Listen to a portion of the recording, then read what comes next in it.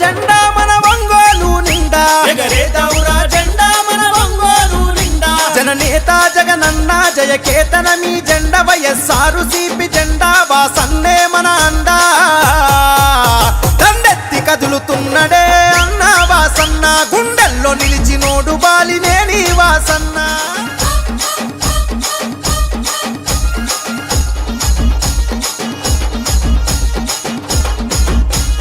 ఎమ్మెల్యేగా మంత్రిగా సేవలనే చేసిండు అభివృద్ధి పదవులోన పల్లెల నడిపిండు అభివృద్ధి పదవులోన పల్లెల నడిపిండు అన్నాని అంతదాలు ఆదరించినాడు అన్ని తానయ్యి ప్రేమెంత పంచినాడు అన్ని తానయ్యి ప్రేమెంత పంచినాడు ప్రకాశము జిల్లాలో పేరుగల్ల నేత మన ఒంగోలు నాయకుడై మార్చను తలరాత పాటిస్తే దప్పబోడురా అన్న వాసన్న మరి మనమదిప్పనోడు బాలినేని వాసన్న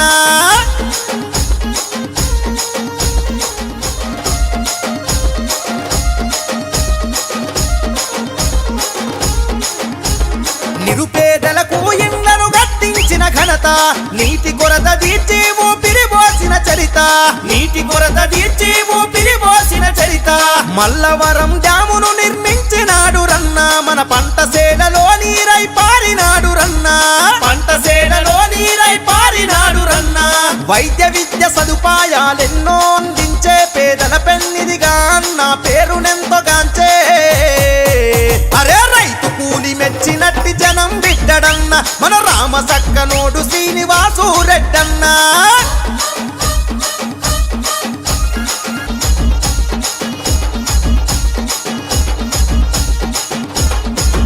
అంతే చూస్తాడు ఆపదన్న వారికి ఆప్తుడిలా వస్తాడు ఆపదన్న వారికి ఆప్తుడిలా వస్తాడు ప్రజా సమస్యల పైన చేసినాడు పోరు వాసన్నకు జై కొట్టి కదిలను ప్రతి ఊరు వాసన్నకు జై కొట్టి కదిలను ప్రతి ఊరు మన రాజన్న రాజ్యం సాధించుకుందాము జగనన్న జెండ పట్టు వాసన్నకు జై కొట్టు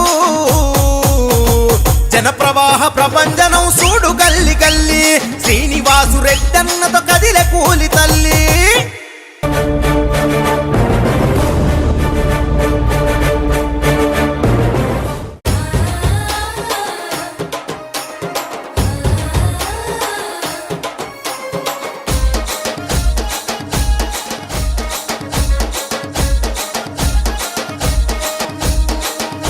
ఎగరేద్దాంరా జెండా మన ఒంగోలు నిండా ఎగరేద్దాంరా జెండా మన ఒంగోలు నిండా జననేత జగనన్న జయకేతన మీ జెండా వైఎస్ఆర్సీపీ జెండా వాసన్నే మన అండా దండెత్తి కదులుతున్నడే అన్న వాసన్న గుండెల్లో నిలిచినోడు బాలినేని వాసన్న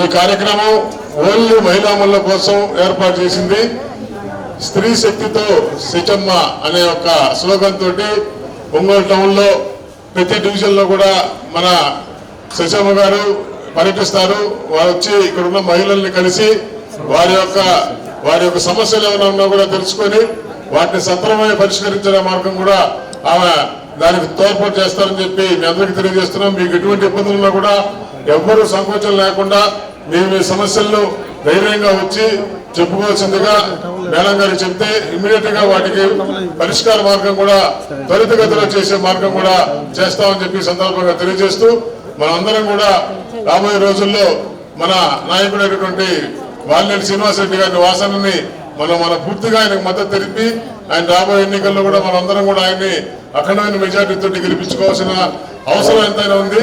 ఎందుకంటే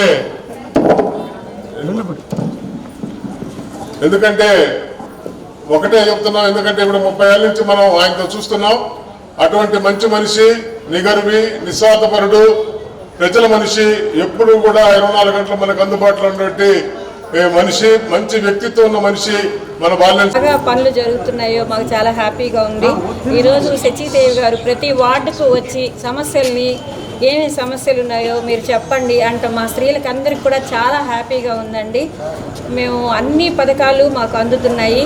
ఇక ఆత్మీయ పలకరింపు అంటే మన వాసన్న గారికి చెప్పనవసరం లేదండి.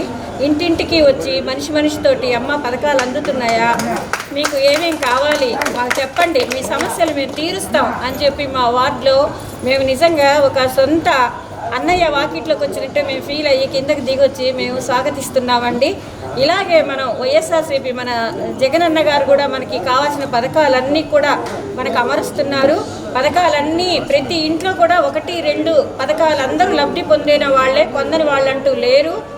మనకి వ్యతిరేక పార్టీ వాళ్ళు ఎన్ని చేసినా ఇది ఎలక్షన్ టైం కాబట్టి రకరకాలుగా అపవాదులు వేస్తుంటారు. కానీ అవన్నీ మా ప్రజలు నమ్మే పరిస్థితి. వాలంటీర్స్ వ్యవస్థను ఒక అద్భుతంగా తయారు చేసిన వ్యక్తి, ఇండియా మొత్తం మీద ఒక భారతదేశానికి కూడా ఒక గౌరవంగా ఉన్న వ్యక్తి జగనన్న. అలాంటి వ్యక్తిని ఈ రోజు మనం వాసనకి రేపు రాబోయే ఎలక్షన్లో అఖండ మెజార్టీతో ఈ వార్డులో ఉన్న ప్రతి వాళ్ళు కూడా, ముఖ్యంగా ఈ వార్డు ప్రతి వాళ్ళు కూడా వాసనకి ఓట్లేస్తారు. ఇంకో వ్యక్తులు వీరని ఒక నాని ఉంది. అలాంటి నానిని మనం ఖచ్చితంగా మనం చూపించాలి.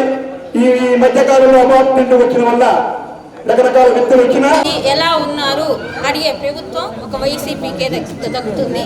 శ్రీనివాస్ గారు వచ్చి అమ్మ ఒక అన్నదమ్ములాగా వచ్చి ఎలా ఉన్నారు, మీకు పథకాలు అందుతున్నాయా, మీరు ఎట్లా ఉన్నారని ఏ ప్రభుత్వం అడగలేదండి. మా ఇంటి ముందుకు వచ్చి ఆయన గడపకు వచ్చినప్పుడు నాకు ఎంతో సంతోషం వేసింది. అమ్మ మీరు ఏ బాధలు ఉన్నాయి మీకు చెప్పండి.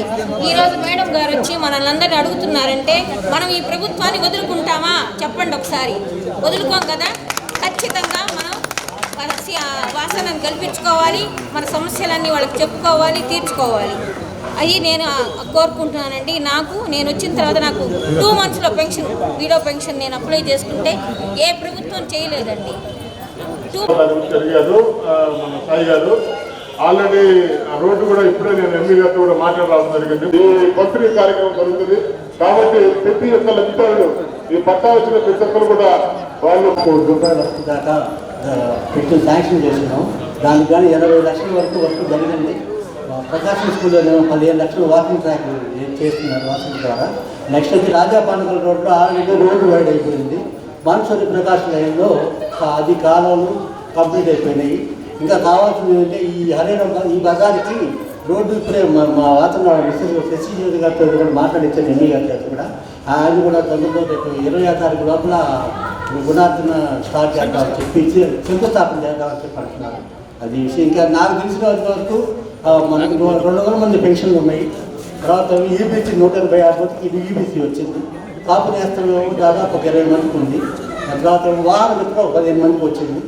ఈ ఆత్మీయ పలకరింపుతోటి ఇప్పటి వరకు జరిగిన అభివృద్ధిని ఒకసారి మళ్ళా నెమరు వేసుకునే విధంగా, అలాగే ఇంకా జరగాల్సిన పనులు ఏమన్నా ఉంటే ప్రజల ద్వారానే తెలుసుకొని అది అధినాయకుడికి తెలియజేస్తూ ఆ విషయాలన్నిటి కూడా వాసన దృష్టిలో పెట్టి అభివృద్ధి పనుల్లోకి డివిజన్లని ముందుకు తీసుకెళ్లే దిశగా ఈ రోజున మన ముందుకు శశమ్మ గారు ఇచ్చేస్తున్నారు.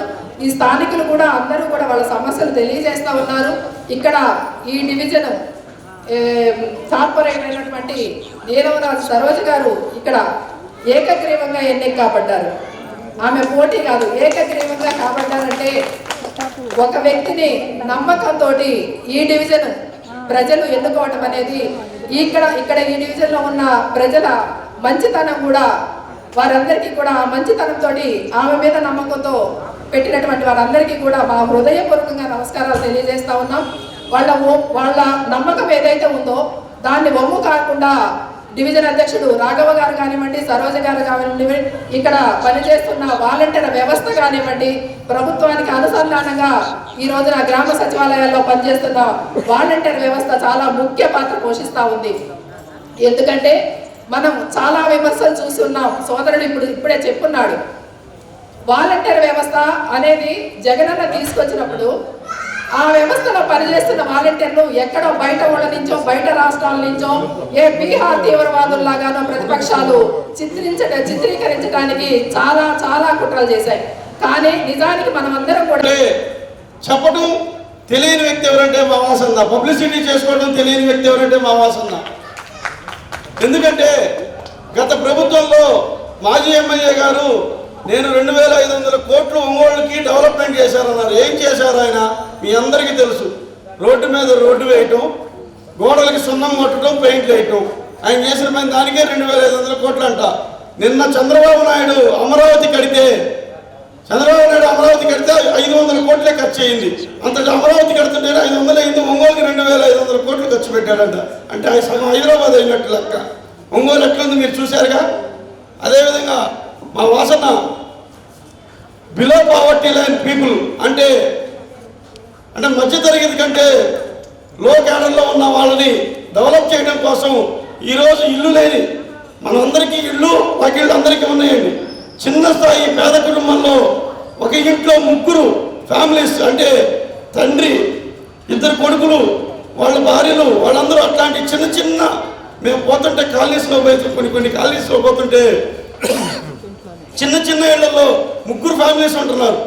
మనము ఈరోజు అపార్ట్మెంట్లో ఉంటున్నాం. వాళ్ళ పరిస్థితి కూడా మనం చూసుకొని వాసన మనసు చెలించిపోయి ఈరోజు 25,000 మందికి మన సీఎం గారితో పోట్లాడి 45 రోజులు పోట్లాడి ఒంగోలు రాకుండా ఇళ్ల పట్టాలు తీసుకొచ్చి దీంతో పాటు 15,000 మందికి 3.5 లక్షల లెక్కన అంటే 15,000 ఇంటూ విజయం అంటే ప్రజలకి చేరువయ్యి వాళ్ళ మనసుల్ని గెలుచుకోవడం అన్న నానుడితో గత 25 సంవత్సరాల నుండి ఓటమి ఎరుగని నాయకుడిగా 5 సంవత్సరాలు 5 ట్రిప్పులు ఎమ్మెల్యేగా గెలిచి 2 సార్లు మంత్రి పదవి అధిరోహించిన నాయకుడు ఎవరైనా ఉన్నారు అని అంటే అది ఒక్క ఏకైక నాయకుడు, అలుపు ఎరుగని నాయకుడు, నిరంతర శ్రామికుడు మన వాసన్న అని చెప్పడంలో ఎటువంటి అతిశయోక్తి లేదు.